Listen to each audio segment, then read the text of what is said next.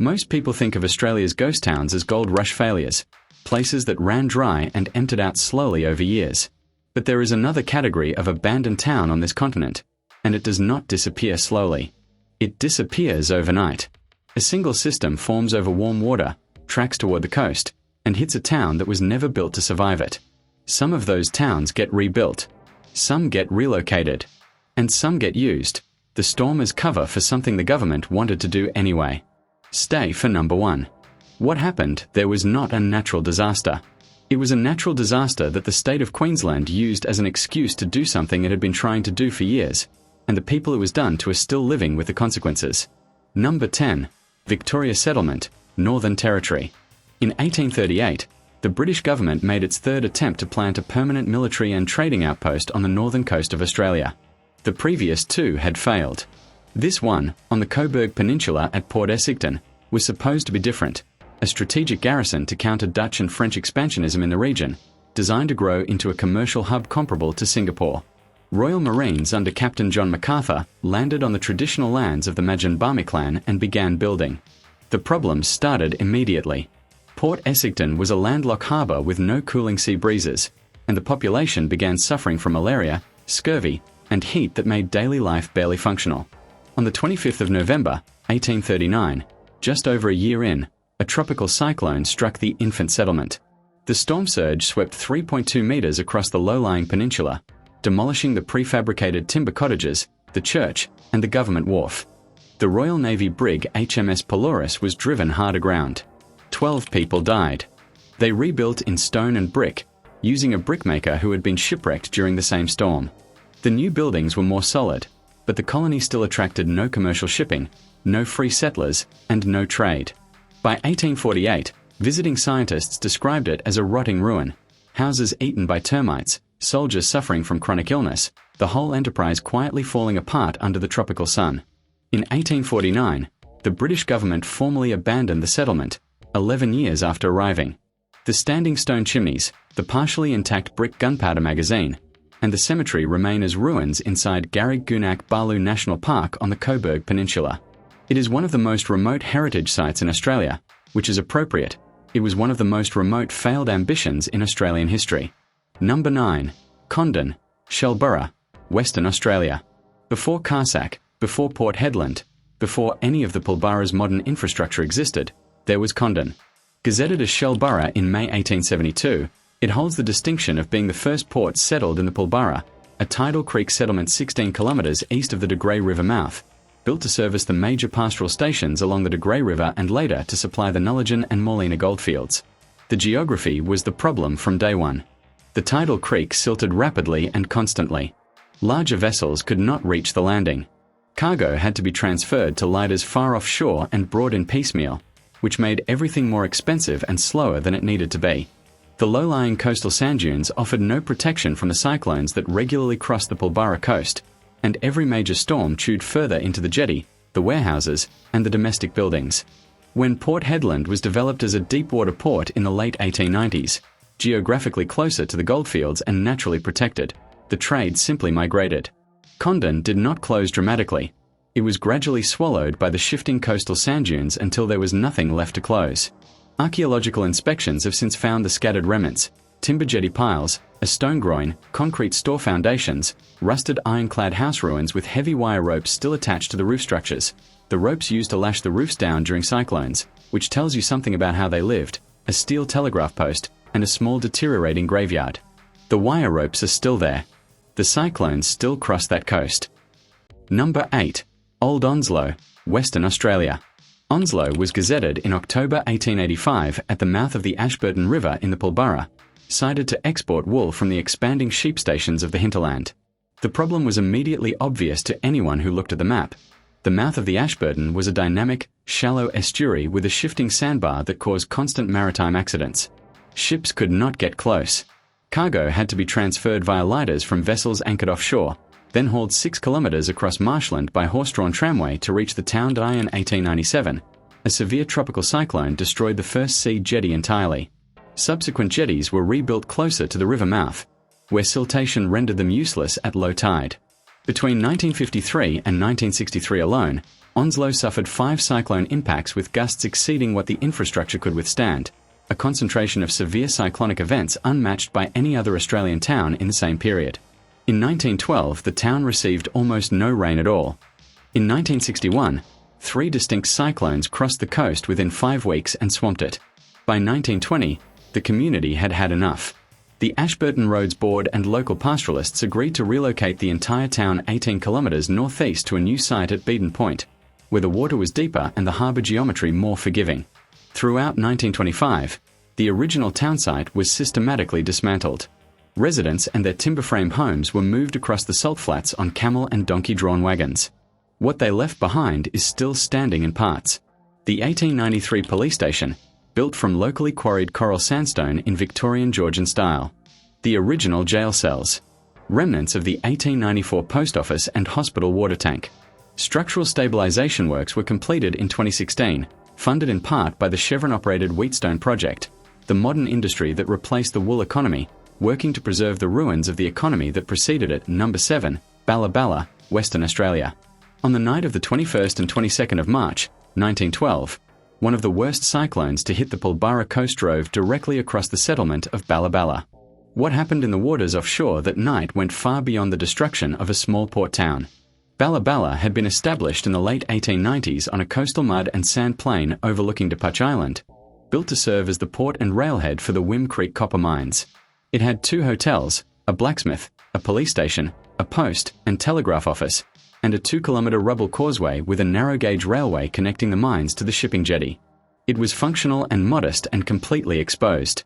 The cyclone generated winds estimated above 185 kilometres per hour and a massive storm surge. In the waters off Duputch Island, the 1,847-ton steel sailing ship Crown of England was driven onto the rocks and broke into 3 sections, killing 8 crew. The Enterprise II, and the Clio were completely wrecked. The Concordia was driven high onto the beach, and the Adelaide Steamship Company's coastal liner SS Koombana, which had departed Port Hedland for Broome just before the storm, disappeared entirely with between 150 and 158 passengers and crew on board. The Koombana was never found. It remains one of the worst weather-related maritime disasters in Australian history. Balla Balla never recovered. The port continued on a diminished scale alongside the declining copper mine through the 1930s. And then in 1956 another cyclone destroyed the remaining timber jetty infrastructure completely. The town is now entirely abandoned. What remains is a surface layer of historical artefacts, metal footing clamps, concrete rubble, the small causeway road, and a single marked grave on the ridge overlooking the mudflats where the Koombana used to anchor. Number 6, Carsack, Western Australia. Hit subscribe if you want more of this, because number 5 is a story about a coastal liner that sank with over 150 people on board, and nobody has found it yet. But first, the town that built the pearling industry and was left to rot on the harbour it created. Carsack, originally called Tientsin Harbour, was established in 1863 at the mouth of the Harding River in the West Pilbara. It was the first port in the northwest of Australia and the birthplace of Western Australia's pearling industry. By the 1880s, it was a genuinely diverse, multicultural town. Europeans, Japanese, Chinese, Malays, Timorese, and Filipino workers, and the pearling fleet working the harbour was the economic engine of the entire region. The Ngaluma people are the traditional custodians of this country. The pearling, however, depended on the harbour, and the harbour was dying. The Harding River estuary silted continuously and severely. By the late 1890s, larger modern steamships were forced to anchor 5 miles offshore and transfer passengers and cargo by lighter to reach the Carsack jetty. In April 1898, a severe tropical cyclone caused catastrophic damage to the port infrastructure and tore the roof off the newly completed customs house and bond store. At the same time, the pearl beds themselves were being depleted, and the pearling industry was already relocating north to Broome. The government built a new deep-water jetty at nearby Point Sampson between 1902 and 1904. In 1910, all port operations were officially transferred. A small Japanese community stayed on through the 1920s, operating a turtle soup factory in the old bond store. When World War II began, every Japanese resident was interned, and the last viable economic community in Carsack was removed by government order. The town was completely abandoned by the early 1950s. The bluestone buildings, the customs house, the courthouse, the police barracks, all built with iron chains bolted to boulders to anchor the roofs against cyclone winds, are still standing. They are managed today by the Ngaluma and Yinjibandi Foundation as a museum town. The architecture of survival is right there in the walls. The chain anchor points, the heavy wooden shutters, the thick stone construction. None of it was enough to save the harbour, number 5, Claremont, Queensland. On the night of the 27th of December, 1916, Sandy Creek burst its banks in the central Queensland town of Claremont. By dawn on the 28th, a wall of water from the Wolfang Creek catchment surged into the town, and the floodwaters rose 6 feet in 20 minutes. They peaked at 4.8 metres above ground level. Out of a municipal population of approximately 1,500 people, between 61 and 65 drowned. The local cemetery beside the river was so severely eroded that headstones shattered and coffins were carried downstream. Claremont had been established in 1864 as the first inland tropical settlement in Queensland, on Wang-An and Jagalingou country, built on low-lying flatlands between Sandy and Wolfang Creeks. It had survived 4 major floods between its founding and 1896, and it had been built anyway, in exactly the wrong place, because the gold mining at Hood's Lagoon and the copper extraction at nearby Copperfield made the location economically convenient regardless of the geography.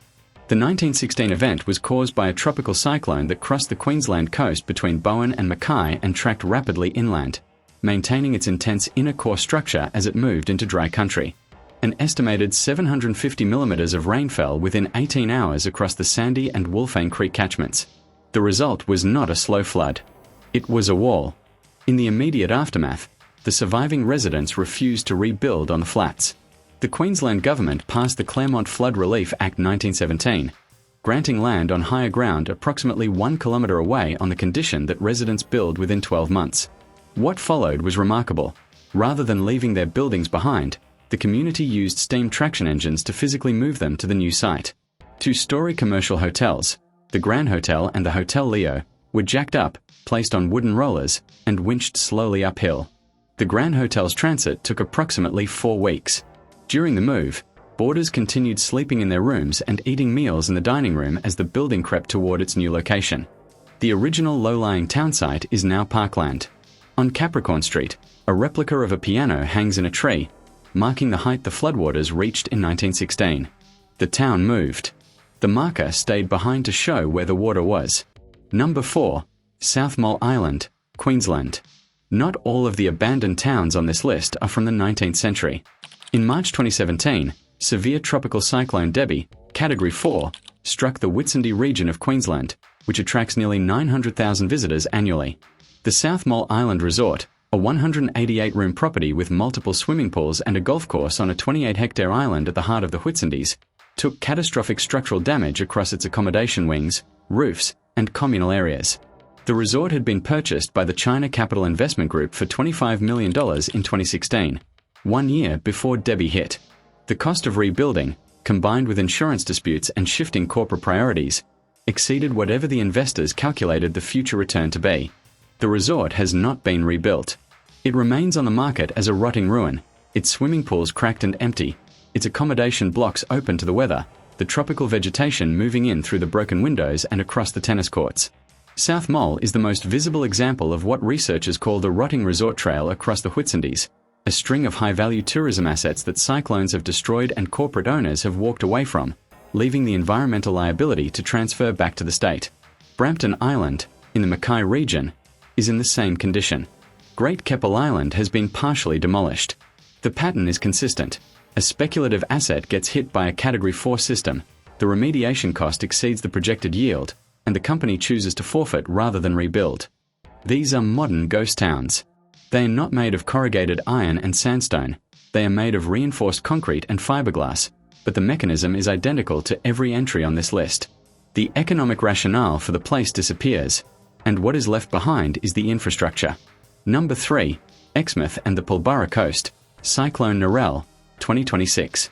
In March 2026, Tropical Cyclone Narelle crossed nearly the entire width of the Australian continent over 11 days, making it the most geographically far-reaching system in recorded Australian history.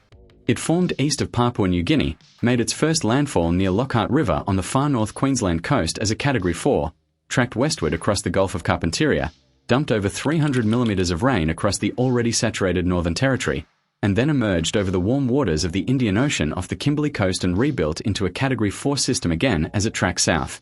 The second peak forced the complete emergency shutdown of the Gorgon and Wheatstone liquefied natural gas export facilities in the Pilbara, operations run by Chevron and Woodside that supply energy markets across Asia.